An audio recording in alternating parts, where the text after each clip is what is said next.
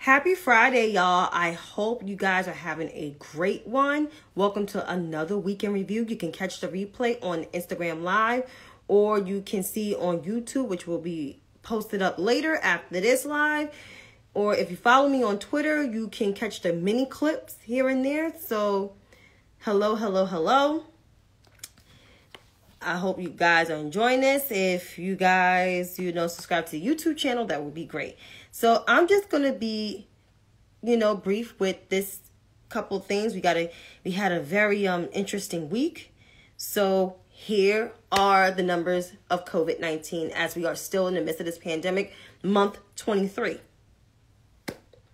So according to the Johns Hopkins University and Medicine website, the global confirmed cases for COVID-19 is at 408,244,564 cases.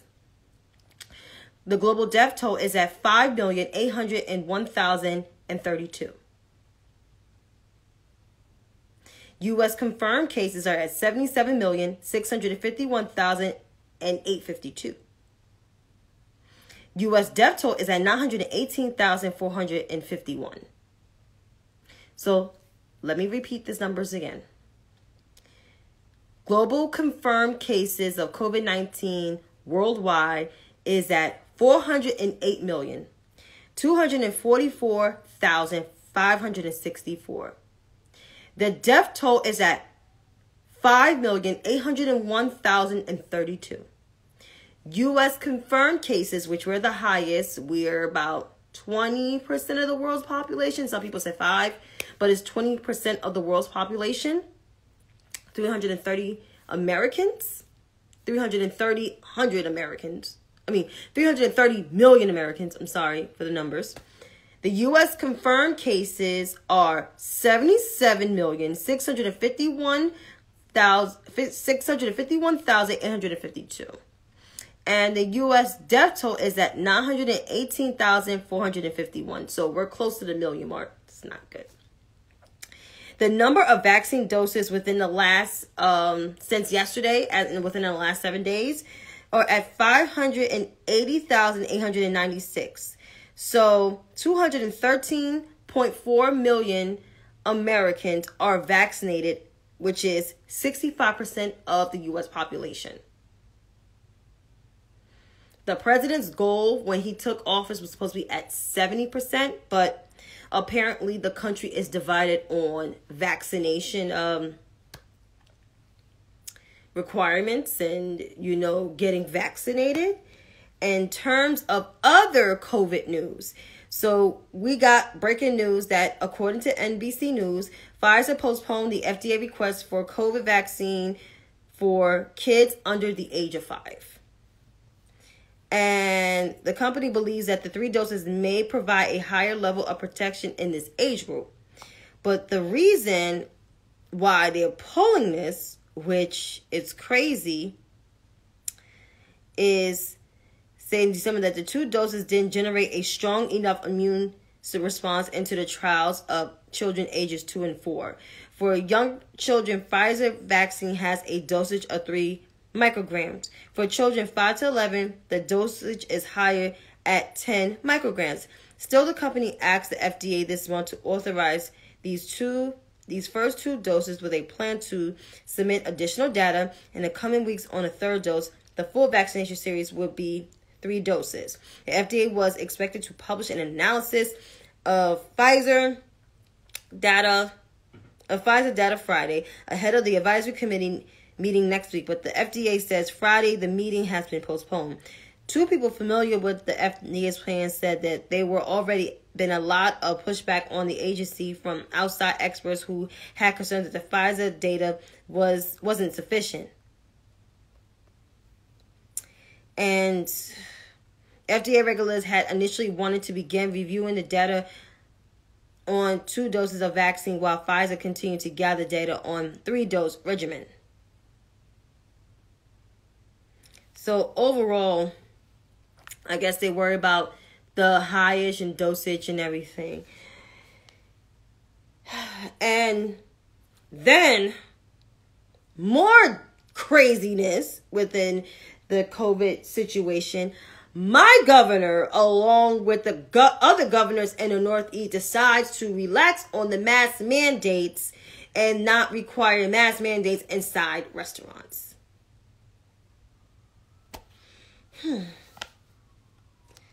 So,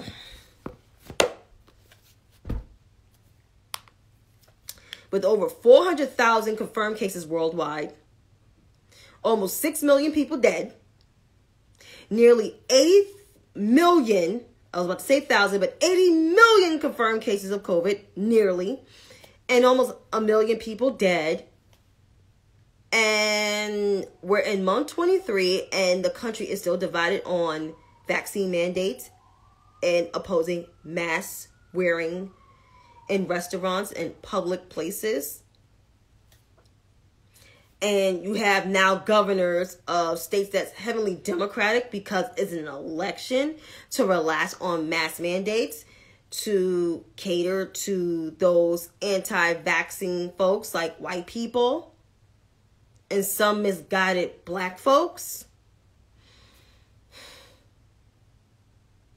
I think it's absolutely fucking stupid. And it's dangerous and reckless as fuck.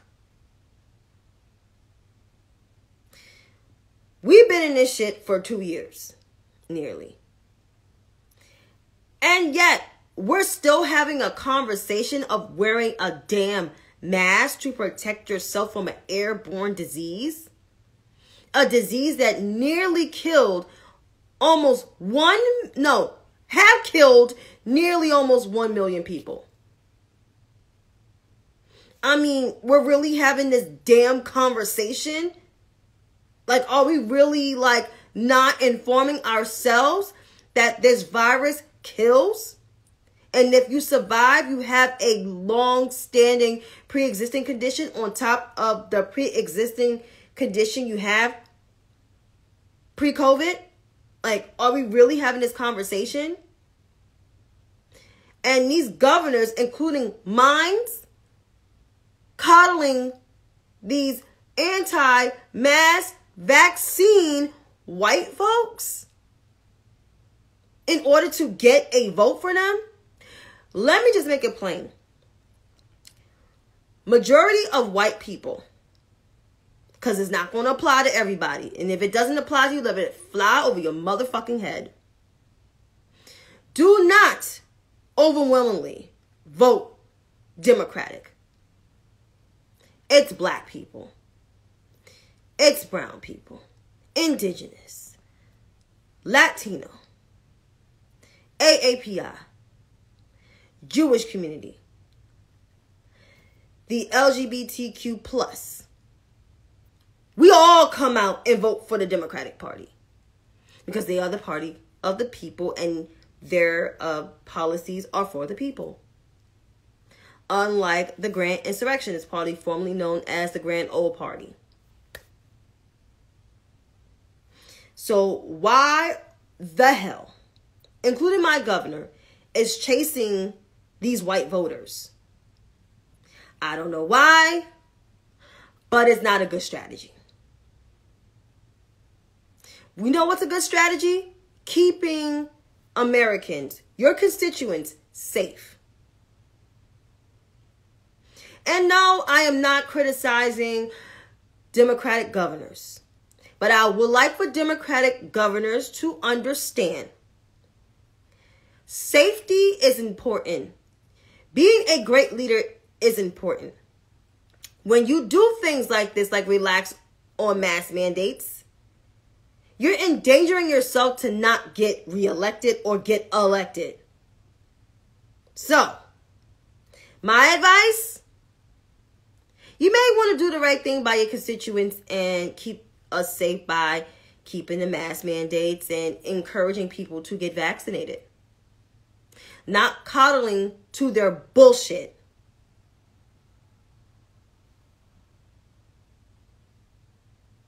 But overall,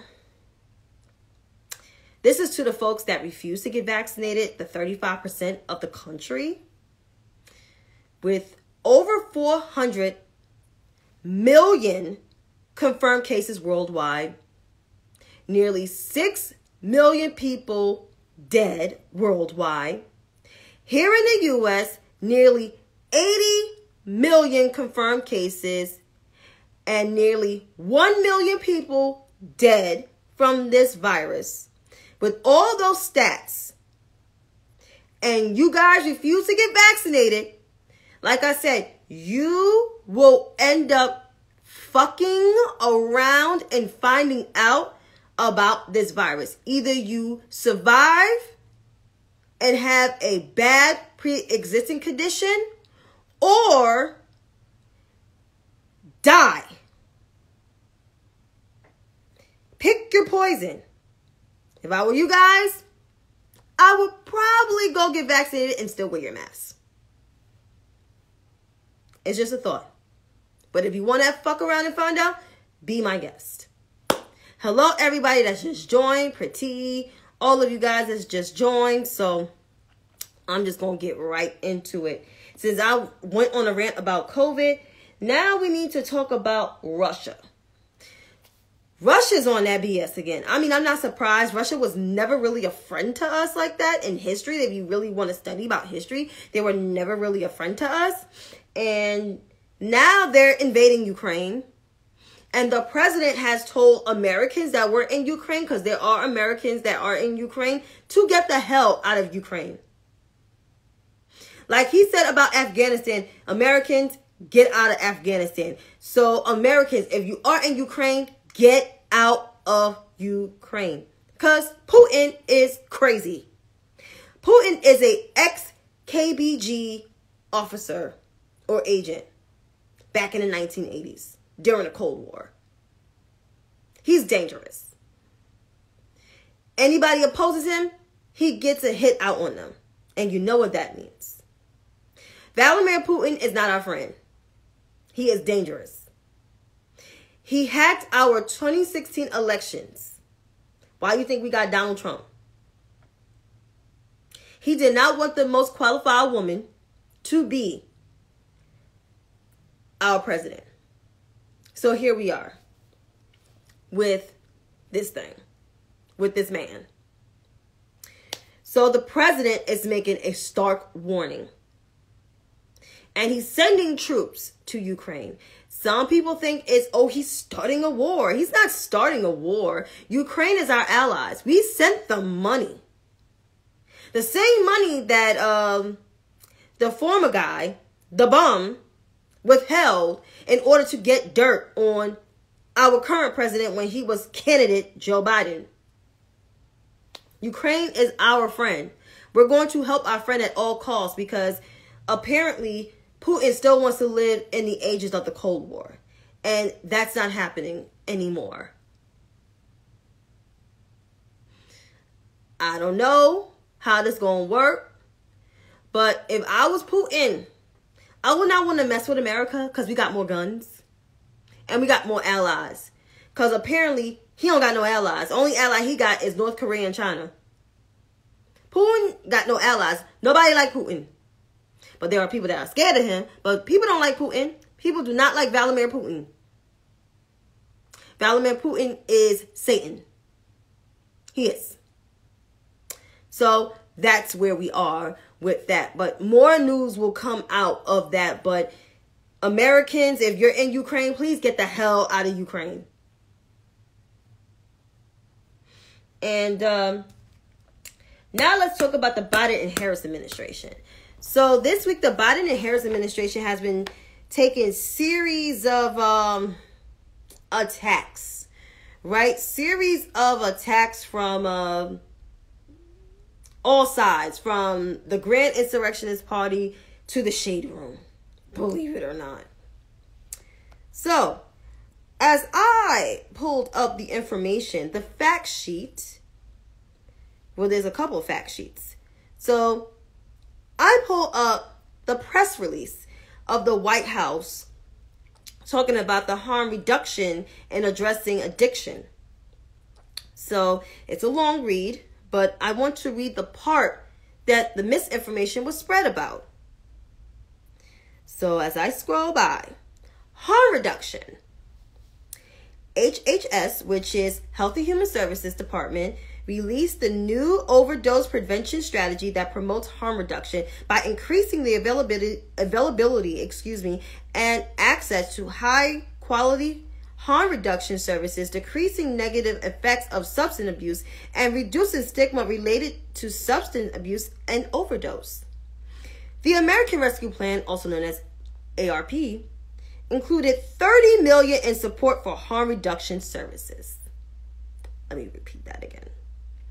The American Rescue Plan included $30 million in support for harm reduction services, a historical amount that will enhance interventions like syringe services and programs. ONDCP released model laws for states to expand access to these drugs and syringe services programs, SSPs. The CDC and the Substance Abuse and Mental Health Services Administration announced that federal funding may now be used to purchase fentanyl test strips in efforts to help curb the dramatic spike in drug overdose deaths. CDC worked to identify and document novel, innovative, and emerging harm reduction strategies implemented as a result of COVID-19 pandemic and to fund promising strategies for ensuring or increasing access to services during COVID-19.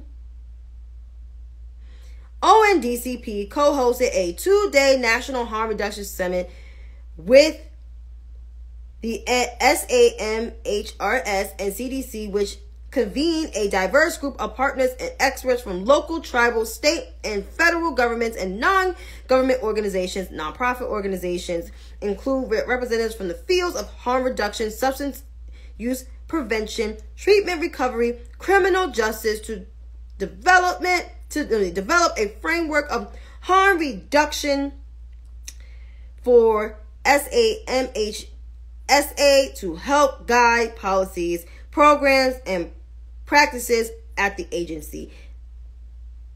And also, the CDC, along with the SAMSHA, established a $3 million partnership to leverage CDC's Harm Reduction Technical Assistance Center to support implementation of effective evidence-based harm reduction programs, practices, policies, diverse settings, and decrease health disparities.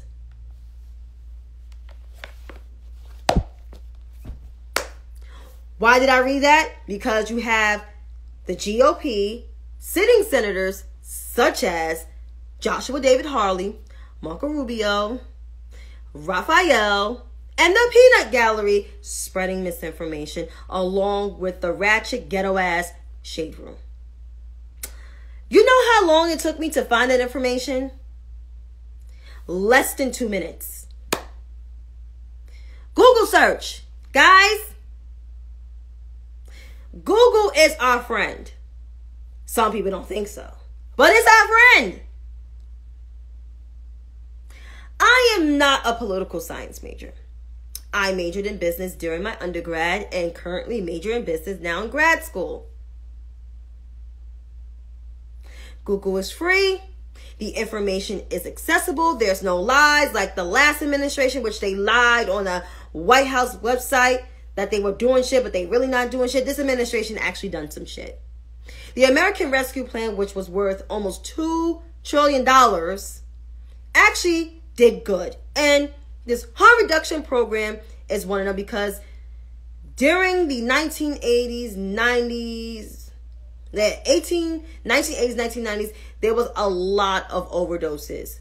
And a lot of these harm reduction programs, they did not have the resources and necessities during that time because look who was the president during that time. So now that we have a president that actually, and a vice president that actually want to address these concerns and help get people treated is good. Even the opioid crisis, the bum did not do really anything when white people were mostly ODing on opioids. So this harm reduction program is good. But I want to tell people like the Shade Room and the Grand Insurrectionist Party, if you don't know something, and I mean this earnestly, if you don't know something, it's always good to do some research. Ask your staffers or anybody you know in research to find this information on Google and click the primary source it is instead of running your motherfucking mouth. Because Google is free. Take advantage of that. But overall, I wish people would stop spreading misinformation about this administration, because this administration actually did a lot of good. And if you really want to look up the information on the fact sheet of the Biden and Harris administration taking action and strengthen American democracy, delivering on broadband access and digital literacy. The bipartisan infrastructure law provides $65 billion to help ensure that every American has access to reliable, high-speed internet, close the digital divide, and fund digital literacy initiatives to provide individuals with the skills and needed to critically evaluate information online. Foster civic engagement and culture of national service. The Build Back Better Act will create a new civilian Climate Corps, CCC, bringing together a diverse generation of 300,000 Americans to work together in common purpose to conserve our public lands and waters, bolster community resilience, and address the changing climates. It will provide AmeriCorps with a historic $15 billion investment to expand service opportunities and create the living allowance and education award for AmeriCorps members, making national service a more accessible pathway to good paying union jobs for Americans of all backgrounds. Because AmeriCorps, you only get like what, $2,000 a month? It's not much.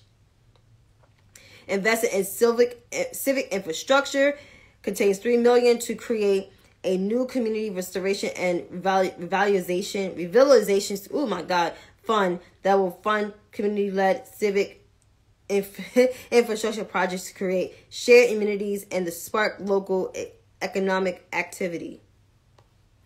Support local journalism. Will give tax credits to local newsrooms to hire journalists, helping to stabilize newsroom budgets in the face of the unprecedented challenges and sustaining Americans' access to the independent journalism that informs citizens and holds the powerful accountable. So those are like small media platforms that is on the internet. So overall, you can check this stuff out on the fact sheet. So I wish people would like the Shade Room once again, and TYNT and all of these quote unquote independent people and some mainstream media folks to stop spreading misinformation about the Biden and Harris administration. You guys have more access to them than people like me and people like you, right? Not people like the regular people. So folks like I said, the Shade Room, TYNT, and those mainstream media folks and those with large platforms on social media, please stop spreading misinformation about the Biden and Harris administration. If you want to know more, if you want to interview them more, you have access to them. You can schedule an appointment or go to a press conference if you get invited to ask all your dying need questions, or do the research before you go there and not look stupid. That is my word of advice to y'all. Now, in terms of midterms, I'm just going to discuss this briefly. You know, the midterms are coming up. You know, the first midterm election is in Texas. There's some races to look out for. And let's just say that this midterms is not your ordinary midterms. Its midterms are crucial because it's like I said, it's like a test, a litmus test to the Democratic Party if they can hold the majority, in spite of, you know, the Voting Rights Act not being passed yet because of the two dimwit Democratic senators that voted with the Republicans, the 50 Republicans in the Senate. But if we stay on task and stay on message and tout our good deeds that we have done, the American Rescue Plan, the Biden infrastructure bill, and what the Democratic Party can do to protect the democracy in this country, that we can actually win. Because the Republican Party has showed their ass. They have shown who they are since my existence on this planet, but they gotten worse. And them not voting for the Voting Rights Act, like not carving out that filibuster for the Voting Rights Act, shows you right then and there who the hell they are. And prior to that, the American Rescue Plan that they did not vote for, and half of the Republican Party did not vote for the Biden and Harris infrastructure bill. So we know where the Republican Party stand. I keep saying this, we know where they stand, including the ones that serve on the 1-6 committee.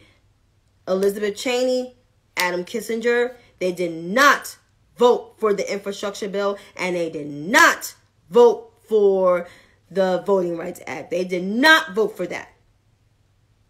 The only vote they voted with Democrats was to impeach Donald Trump for the second time. They did not vote for the Voting Rights Act, and they did not vote for the American Rescue Plan, nor the Build Back Better agenda, nor the George Floyd Justice and Policing Act. So you know they're not for us and by us. They're not FUBU. They're not. You know who's FUBU? Most of the Democratic Party. Most of the Democratic Party. Not too much of the progressives, but most of the Democratic Party. That we can rely on their vote. So therefore, if you plan to sit out this midterm election or this election period, we will find ourselves in the hands, our destinies in the hands of the Republican Party. And I do not want the Republican Party to dictate my body or my life or my way of living in this country. I do not want that. So if you go out and vote, then we can actually get our legislative agenda done, especially in the Senate. If we get at least 4 or 5 senators elected, then we don't have to worry about Kirsten Lee Sinema or Joseph Manchin III as our only hope to get our agenda passed. Keep in mind of that. Now towards the end of it, which I'm going to read some folks. So, for those who follow me on Twitter, I had an exchange with a Senate staffer who is actually a press secretary of a U.S. sitting senator. A known U.S. sitting senator. So Abigail. Oh, Abigail. Abigail is the press secretary to insurrectionist senator, the junior senator of Missouri, Joshua David Hawley. She had the audacity to pretty much start with you know who. So I found this tweet because it was brought to my attention. Biden administration issues new masks with holes in them so you can smoke your free government crack pipe. So in my initial tweet, because I quoted her tweet, and I actually had screenshots of her profile and the tweet. So I did that and add her name, but I did not tag her name. I guess she searches for herself. I rebuked this mess. I got word that Abigail, Senator Joshua David Hawley's press secretary, is spreading misinformation on the Biden and Harris administration harm reduction program. This is unacceptable. So she said, do you know the Babylon Bee? The Babylon Bee is pretty much a satire. But at this point in time, I can give 2 fucks if the Babylon Bee is a satire or is real news. What I care about is a sitting U.S. Senator's staffer, press secretary, who represents the senator, is spreading misinformation. But then again, I am not surprised at Abigail's behavior on the internet, because she's vile on the internet, because her boss is a vile human being. He's the most dangerous senator next to Addison Mitchell McConnell Jr., who's supposed to be the Grim Reaper. He makes Mitch McConnell look like a damn saint. Joshua David Hawley is the most reckless and dangerous and fascist and racist sitting U.S. senator that we had since Star Thurman. He is.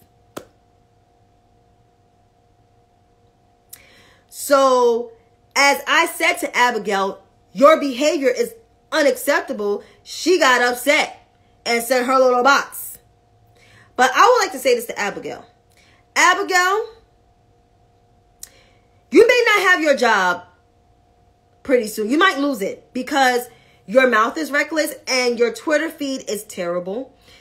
Your boss, on the other hand, may be, subpoenaed by the 1-6 committee because somebody is going to rat his name out. And there's pictures of him standing with the fists in solidarity. But I would like to just overall clean this up for Abigail. Abigail, your boss is the worst senator, the most vile, dangerous, do-nothing, racist senator since Stor Thurman. I'm going to say this again. Abigail's boss, Joshua David Hawley, is the most vile, racist, fascist, do-nothing senator from Missouri that we have in the body since Storm Thurman. I keep fucking up his name. Storm Thurman. So I am so glad that I was able to address Abigail. Abigail deserved all that smoke from me and much more. I blocked Abigail because I did not want to get kicked off of Twitter. So as I conclude myself reading Abigail, your profile picture looks very scary. You almost look like the Crypt Keeper or Chucky's little sister. Let's see. Your boss is the most racist and fascist do-nothing senator. He doesn't do anything. He doesn't pass anything. He's sitting there earning a salary and he don't even serve his constituents. I'll say in the next probably few months, your boss might be subpoenaed by the 1-6 committee after his association with the insurrectionists. And that means you probably won't have a job. You're probably working for Fox News somewhere because MSNBC and CNN will not want your ass. So Abigail, enjoy your little salary while you have it right now. Because eventually it might be gone. You'll be poor. And as for the GOP, I want to say this, and I don't want to be mean when I say this, but I have no grace for the grand old party, the grand insurrectionist party. I don't have no grace for them because the Republican Party has shown their ass since I was born. And you know how long that was ago, and they continue to show their ass, and now they're getting much worse, and now they're the party of Trump, and people actually pleading for them, like Nancy Mace, like begging, like she's Oliver Twist and everything. But the GOP is not our friends. That includes Liz Cheney and Adam Kinzinger. They're not our friends, and they will never be. Elizabeth Lynn Cheney and Adam Daniel Kinzinger will never be on our side. They did not vote for Voting Rights Act. They did not vote for the Biden infrastructure bill. They did not vote for the American Rescue Plan. They did not vote for the George Floyd Justice and Policing Act. They did not vote for any legislation that will help advance people in this country, especially black and brown and marginalized communities. So people caping for them, saying we need them, we really don't need them. I'm glad Adam Daniel Kinzinger is resigning. And Liz Cheney is facing a horrible primary challenge right now, that serves their asses right. They deserve all that smoke. At this point in time, the Republican Party is not the party of morality or conservatism anymore. They're the party of insurrection, domestic terrorism, and bumness. That is their party. Point blank, period. And as for Bernie Sanders, who all of a sudden don't want wars and, don't want to help the people in Ukraine. The reason why, let's keep it real. The reason why Bernard Sanders of South Brooklyn do not want to go against Russia, because he actually vacationed in Russia and had help from Russia in 2016. So when all his folks get mad and said that he was part of that collusion or benefited from that collusion mostly, it's true. He did. And that is that. But to his supporters out there, like the Breonna Grays, the Nina Turners of the world, and the Walker Bragmans of the world, let me just say this to y'all. Bernie Sanders would have never, ever win the presidential elections in 2016 and in 2020. No matter who the candidate was. He will lose to them instantly. He is not a progressive. If you look at his legislative record, it's more conservative leaning than President Biden's and Vice President Harris's and any other sitting Democratic U.S. senator. Even Angus King's record is more Democratic and progressive than Bernie Sanders. Bernie Sanders is part of the establishment. He's been in the Senate for now 31 years. He is over 80 years old. He only passed 3 laws, and 2 of them were renaming post offices. He is not a progressive savior. He does not champion for progressive legislation. He may have wrote 400 bills, but is he for the people? Especially for us? No, he's not. And he will never be. Hi, Kenny. How are you? Hi, everyone. How are you? Queen, Wakwan, Pretty, you there? Kenny, thank you. Thank you, everybody, for watching. I appreciate it. And also, Jasmine got her karma. Jasmine got her karma from Nicki Minaj, out of all people. So this is justice for Too Raw, Too Real. And I'm glad he got his justice.